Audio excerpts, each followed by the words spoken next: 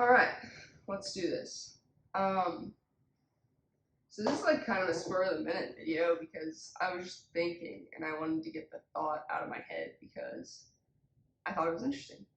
So I was reading this book and it started off more or less by presenting this like false dichotomy, right? Like it was giving me one option or another, and it was saying that like I had to kind of choose one of them, which is that when we make convictions as people, we want them to be based off of fact, and not fiction. And I stopped right there when I was reading it, and I was like, how true is that for me?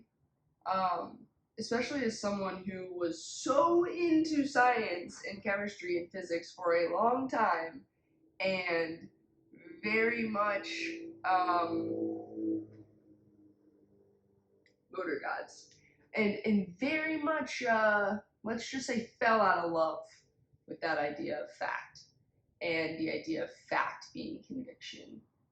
Um, so the first thing that came to my head wasn't actually the thing that's coming to my head now. That's what happens when you keep thinking. Sometimes. Other times, nothing comes to your head.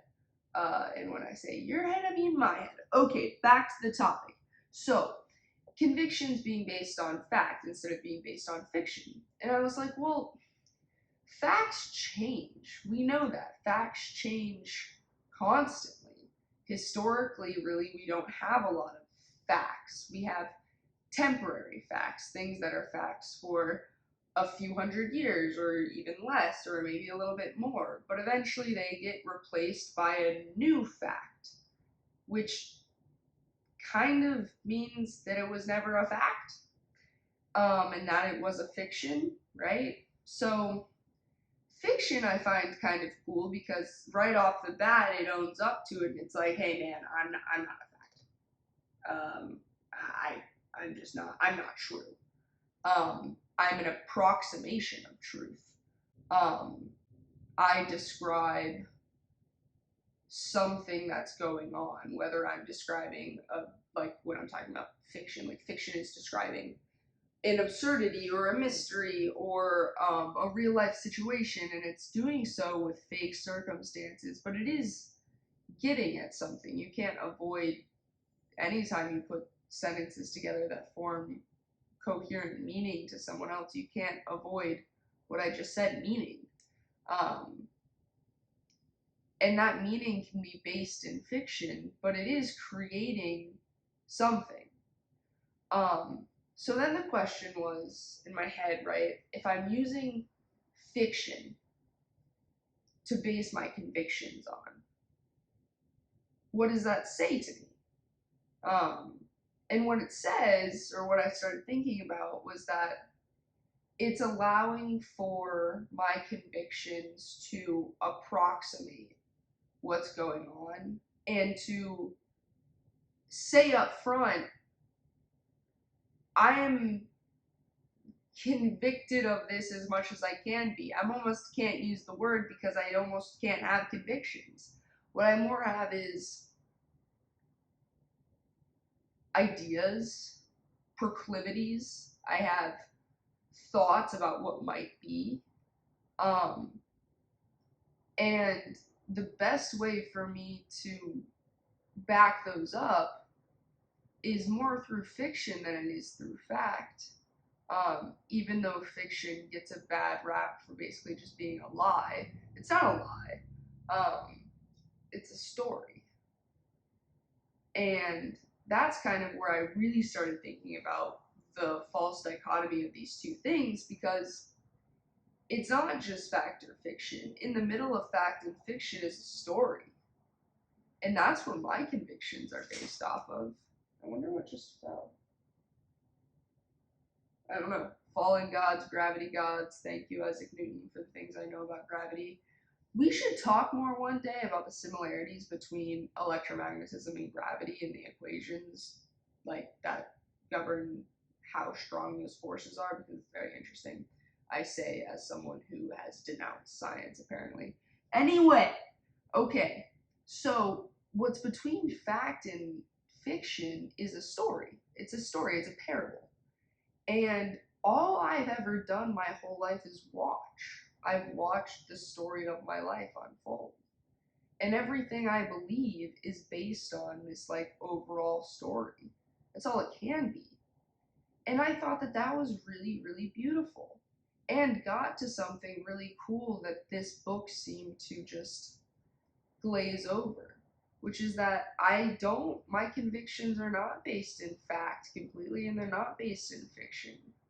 They're based on a subjective reality that I know I'm experiencing day to day. And I can be convicted of it, and I can also acknowledge at the same time that it might change. Um, and that even if it changes, that doesn't necessarily mean I was wrong before. Maybe a good example of that is just thinking about the weather, right? Like right now, I am completely convicted that it is not raining. But if I continue to live out the story that I'm observing and it starts to rain, then the truth of my situation is going to change. It's going to be raining. And then I will have a strong conviction that it's raining. And there's a subtlety in there that I really, really, really enjoy. Which just seems to be that the most truth that I can get to, or that I can seem to approximate in my life, comes from storytelling. And I just wanted to say that. And when I want to say things, sometimes I upload them onto the internet because, yeah, I'll have to answer that why for you another day because I don't entirely know.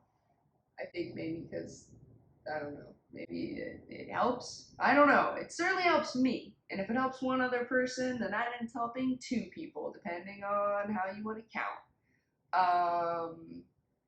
We should talk about that more too. Counting and what it means to count and what the number 1 means. That's a really cool thing to talk about. I could talk about how 1 + 1 = 3 for a very long time. I will not do that though because I am ranting about all kinds of nonsense right now, more motor gods, and I don't need to make it any more convoluted than it already is. Because I just think it's really cool to think about the fact that the most knowledge, the most wisdom I get are from stories. And that's really beautiful. And you'd think that'd be more apparent to me after basically every religious spiritual book that's ever been written is written in either poetry or parable. It's not written in equations, and it's not written in like novels for the most part. It's written in parables and these like stories that are based in these real life things. Okay, that's really it. That's totally it. And I would love to know kind of what other people think on that because it's such an interesting thought to me. Like, where do you find truth? What is truth? How do you make decisions about what you think is real? And when you're making those decisions about what you think is real, are you basing them on fact or fiction? Because the immediate Western American mind I have wants to say, fact! I'm basing it on fact!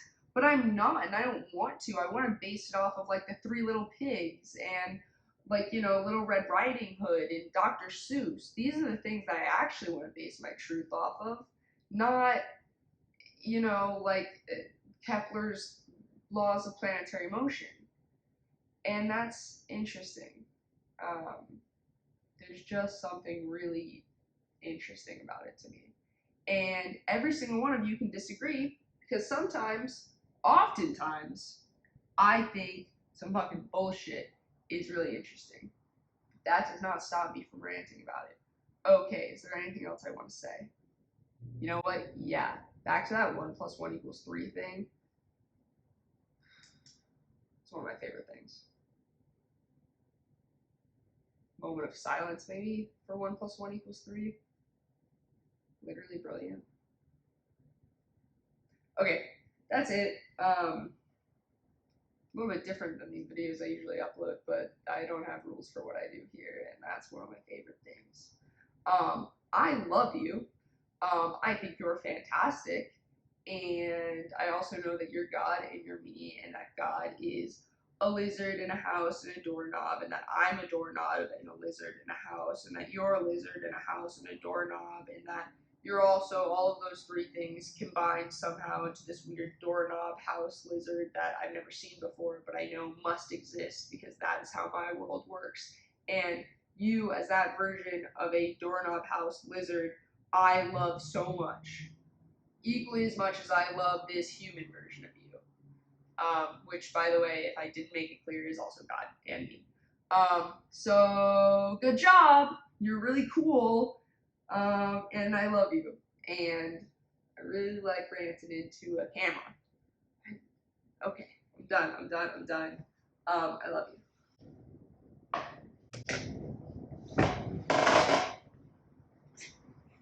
I shouldn't have done that last part.